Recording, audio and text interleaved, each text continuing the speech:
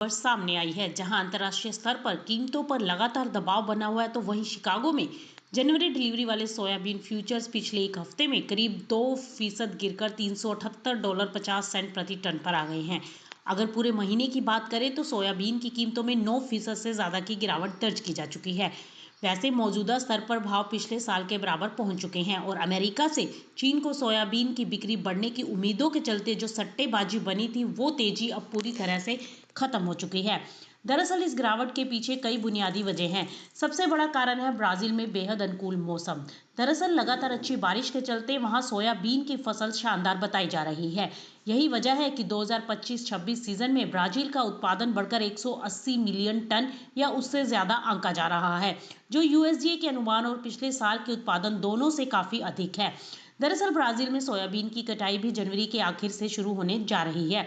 दूसरी बड़ी वजह है ब्राजील के माटो ग्रोसो राज्य का नया कानून। इसके तहत वन संरक्षण कार्यक्रम से जुड़ी टैक्स छूट खत्म की जा रही है। अगर अंतर्राष्ट्रीय कंपनियां इस समझौते से पीछे हटती हैं तो बाजार में बिना सर्टिफिकेशन वाली सोयाबीन की सप्लाई तेजी से बढ़ सकती है और खेती का रकबा भी।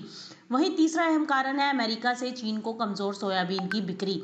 दरअसल दिसंबर के मध्य तक अमेरिका की चीन को बिक्री महज 65 लाख टन रही, जबकि साल के अंत तक 1 करोड़ 20 लाख टन की उम्मीद जताई जा रही थी।